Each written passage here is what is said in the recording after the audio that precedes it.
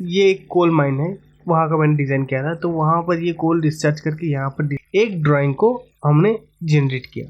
यहाँ पर पूरा जो डिज़ाइन डॉक्यूमेंटिंग यहाँ पर दिया गया, पूरा डिज़ाइन डॉक्यूमेंट ऐसे एक जनरेट होगा। यहाँ पर ओपनिंग, इसको पकड़ने के लिए बीम, सब कुछ। Welcome to safe structure. आज हम लोग बात करेंगे basically type of drawing used in civil engineering के बारे में। देखिए, सिविल इंजीनियरिंग में बहुत टाइप का ड्राइंग यूज़ किया जाता है।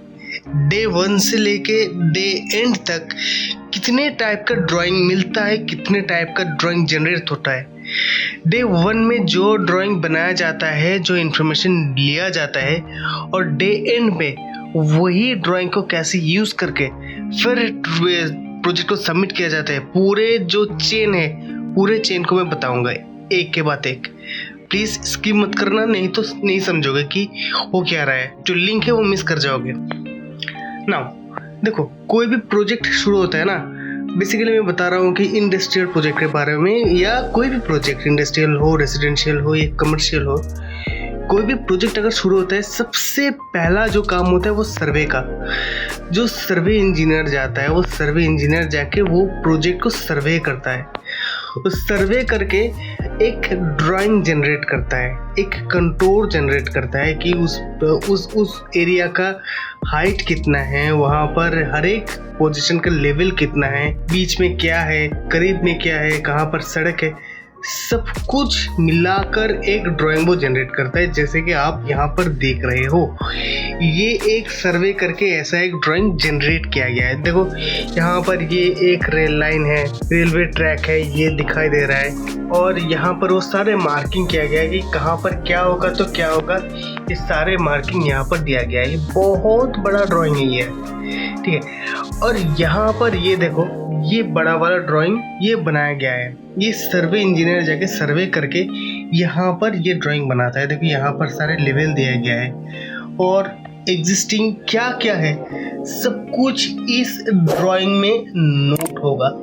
अब ये ड्राइंग बनाने के बाद यहाँ पर आएगा आपका जो आपका प्रपोज्ड इंजीनियरिंग है, जो प्रपोज्ड ड्राइंग है कि आप करना क्या चाहते हो। कि यहाँ पर अगर मान लो कि एक कोल फैक्ट्री या स्टील प्लांट बनाना चाहते हो, तो उस प्लांट में क्या क्या होगा, मतलब कहाँ से कहाँ पे कोल जाएगा, कहाँ से कैसा क्या होगा, सब कुछ एक सिस्टमेटिक एक ड्राइंग बनाता है। सिंगल लाइन डायग्राम आप बता सकते हो, कोई बनाया जाता है। वो बनाकर वो एक सिस्टम इंजीनियरिंग होता है, जो वहाँ पर कि कन्वेयर यहाँ से निकलेगा, यहाँ पर स्क्रीनिंग होगा, यहाँ पर मिक्सिंग होगा, एंड एवरी प्रोसेस, जो भी प्रोसेस है वो नोट किया जाता है। नोट करके फिर वो चीज़ वो ड्राइंग जनरेट करके फिर प्रोसीड किया जाता है। अब मीनवाइल होता क्या है कि यहाँ पर ये ड्राइंग बनाने के बाद यहाँ पर होता क्या है कि जियोटेक इंजीनियर जो होता है ना, वो जियोटेक इंजीनियर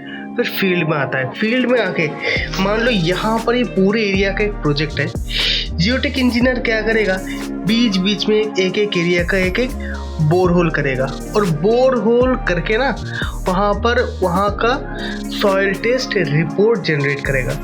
अब जितना बड़ा प्रोजेक्ट है उस हिसाब से वो बहुत सारा बोरहोल करता है, आईएस कोड के हिसाब से। तो बोरहोल करके हर एक बोरहोल का मार्किंग होता है। मान लो यहाँ पर एक बोरहोल किया, ये BH1, BH2, BH3 ऐसे करके बहुत सारा बोरहोल करके सबका मार्किंग करेगा। मार्किंग करके वो भी एक जनरेट करेगा ड्राइंग, जहाँ पर हर एक लोकेशन जहाँ जहाँ पर बोरहोल किया गया है, इसी के ऊपर ये जो ड्राइंग देख रहे हो, इसी के ऊपर बोरहोल गोल गोल करके बोरहोल का मार्किंग कर लेगा वो। अब बोरहोल का मार्किंग करके soil test report with respect to borehole, वो टेबल सारे सब कुछ वो जनरेट करेगा।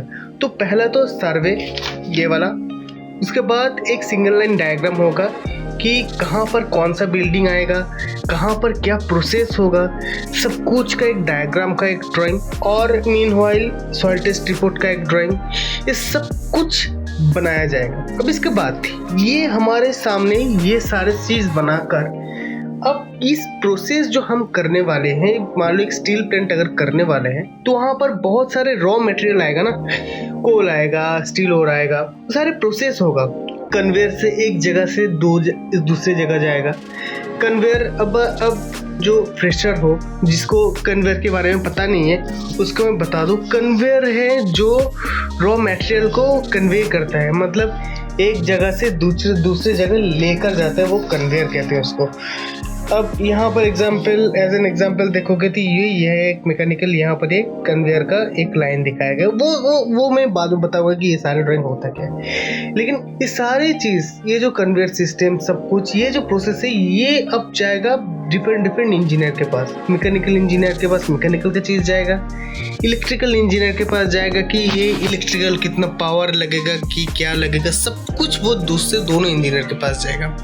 अब ये देखकर मैकेनिकल इंजीनियर वो खुद का कैलकुलेशन करेगा, डिज़ाइन करेगा कि कितना कन्वेयर लगेगा, कन्वेयर का पावर क्या होगा, हेड पुली क्या होगा, कन्वेयर का इंक्लाइनेशन क्या होगा, ये खुद के हिसाब से देखकर ये खुद एक ड्राइंग जनरेट करेगा, जैसे कि आपके सामने दिख रहा है मैकेनिकल ड्राइंग। ठीक है, ये एक ड्राइंग जनरेट करता है मैकेनिकल।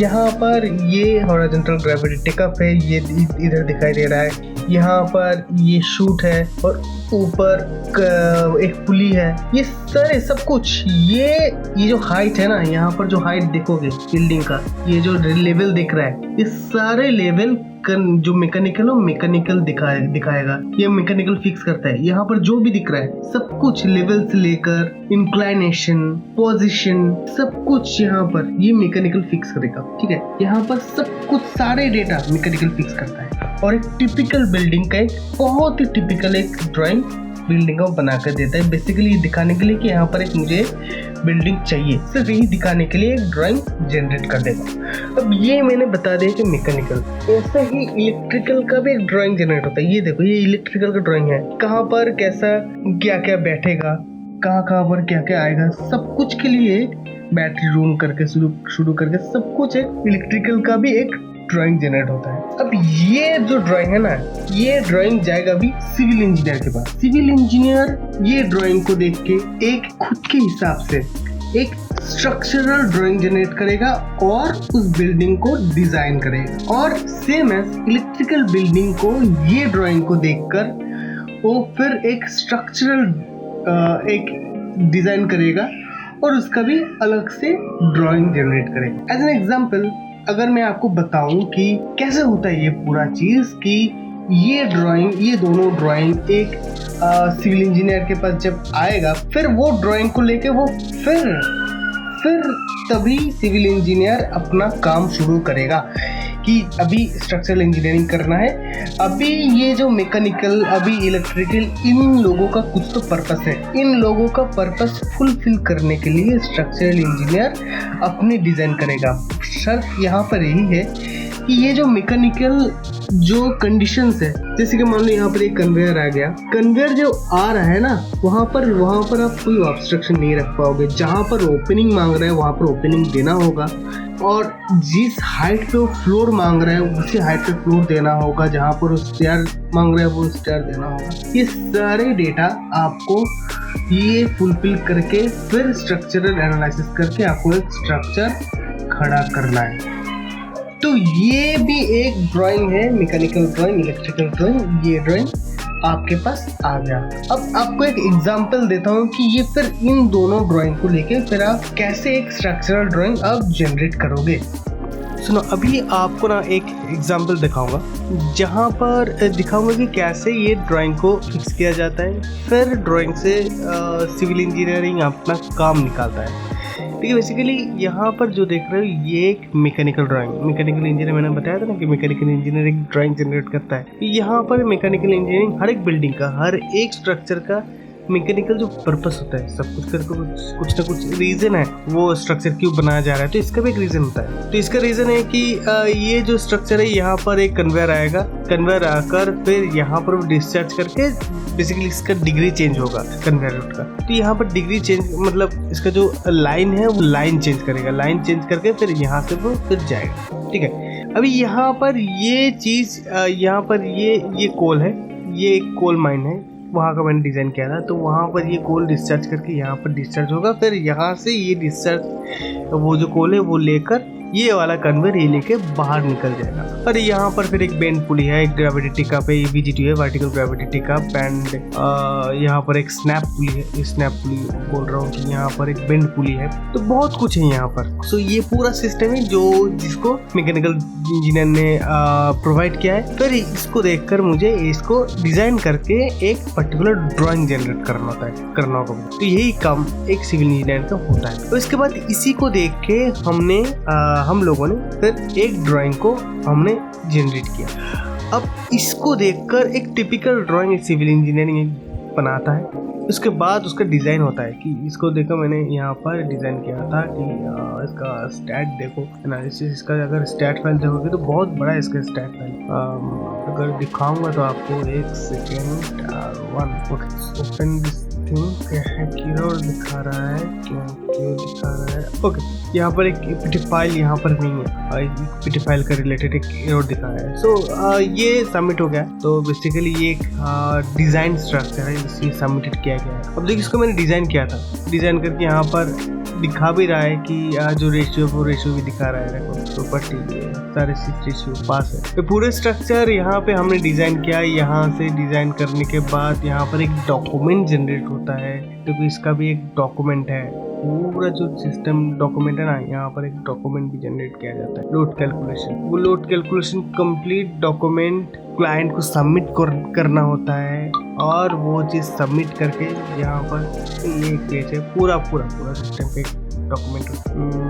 अगर देखोगे तो यहाँ पर ये विन कैलकुलेशन का है, सारे चीज़ का PDF, load calculation, design, 3D view, कौन सा ये वाला। ये दो यहाँ पर पूरा जो डिज़ाइन डॉक्यूमेंट है यहाँ पर दिया गया। पूरा डिज़ाइन डॉक्यूमेंट ऐसे एक जनरेट होगा, जनरेट करके ये पूरा फिर सबमिट होगा तुम्हारा क्लाइंट के पास। ये हर एक चीज़ का मॉडल से लेके पर्लिन रनर सब कुछ डिज़ाइन होता है। डिज़ाइन करके फिर इसको सबमिट करना होता है। सबमिट करके फिर इसके साथ इसका जो ड्राइंग है वो ड्राइंग भी जाता है।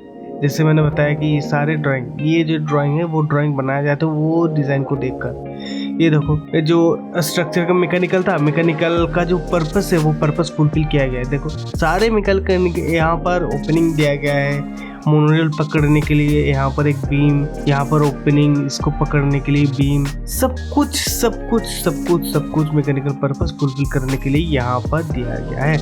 तो इसको देखकर फिर ऐसा बहुत सारे ड्राइंग जनरेट किए जाते हैं। ये है, इसको बोलते हैं हम लोग, पहले तो इसको बोलते हैं मैकेनिकल GA, मैकेनिकल ड्राइंग जो है। अब ये जो है ये है स्ट्रक्चरल GA, इसको हम लोग कहेंगे स्ट्रक्चरल जनरल अरेंजमेंट का जो ड्राइंग ये है वो चीज़। अब इसको देखकर ना फिर हर एक बीम, हर एक कॉलम, हर एक कनेक्शन का अलग से ड्राइंग होता है, जिसको हम लोग बोलते हैं फैब्रिकेशन ड्राइंग।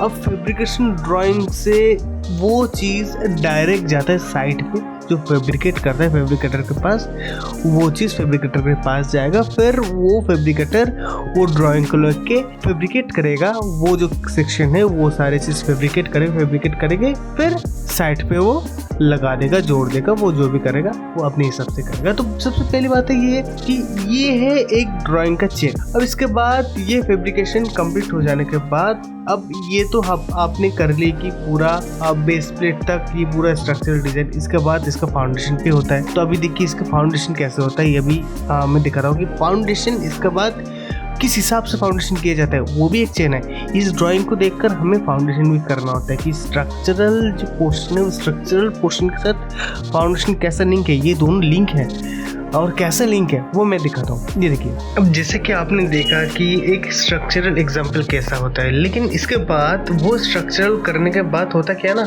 अब इसका फाउंडेशन भी आपको डिज़ाइन करना होता है। कि अब मान लो कि वो स्ट्रक्चरल पे कुछ फाउंडेशन प्लेट और बोल्ट कैसा आ रहा है, उस हिसाब से आप फाउंडेशन डिज़ाइन करोगे। अब देख लो यहाँ पर, एक सेकेंड, यहाँ पर अगर कहाँ गया बेस प्लेट का ड्राइंग, बेस प्लेट, अच्छा यहाँ पर मान लो कि ये बेस प्लेट यहाँ पर ना, देखिए यहाँ पर एक बेस प्लेट दिखाई दे रहा है। बेस प्लेट पे BP4 पे अगर देखोगे तो CRK दिखाई दे रहा है। यहाँ पर CRK 200-216 और वॉशर प्लेट सब कुछ दिखाई दे रहा है। अब शेयर की और जो बोल्ट है, यहाँ पर बोल्ट देखो 32 डाया गया है। अब आपका जो बेस प्लेट का साइज है वो 600 बाई 400, आपका जो पेडिस्टल साइज होगा वो ऑब्वियसली 600 बाई 400 से ज़्यादा होगा। तो इसीलिए 600 बाई 400 से थोड़ा ज़्यादा, मान लीजिए 100 ज़्यादा, 700 बाई 500 आपका पेडिस्टल का साइज करना होगा। तो ये स्ट्रक्चरल, ये जो बेस प्लेट का डिटेल है ना, ये बेस प्लेट का डिटेल फिर सिविल इंजीनियर ये ड्राइंग को देखकर फाउंडेशन का डिजाइन करता है। ये ड्राइंग को देखकर वो फाउंडेशन का पेडिस्टल का साइज ठीक करेगा। उसके बाद फिर ठीक करेगा कि बोल्ट कहाँ पर फिक्सिंग करना है, कौन सी डिस्टेंस पे। अब देखो ये बोल्ट कहाँ पर आएगा, बेसिकली ये बोल्ट तो पेडिस्टल के साथ ही कास्टिंग होगा ना। तो ये फाउंडेशन जब डिजाइन करता है तो वहीं पर ये बोल्ट का डिटेल देना होता है, क्योंकि इसका जो कास्टिंग होता है ये पेडिस्टल के साथ ही हो जाता है। ठीक है, तो वैसे ही हर एक बेस प्लेट उसके कॉरस्पॉन्डिंग एक प्लान, जहाँ पर सारे प्लान देखो, ये BP4A4, BP3 सारे जो बेस प्लेट है सबका मार्किंग है, सबका करस्पॉन्डिंग यहाँ पर उसका डिटेल साइज सब कुछ दिया गया है। अब ये जो बेस प्लेट यहाँ पर दिखाई दे रहा है, सारे बेस प्लेट का डिज़ाइन होता है, डिज़ाइन करना होता है, हम लोग डिज़ाइन करते हैं इसका।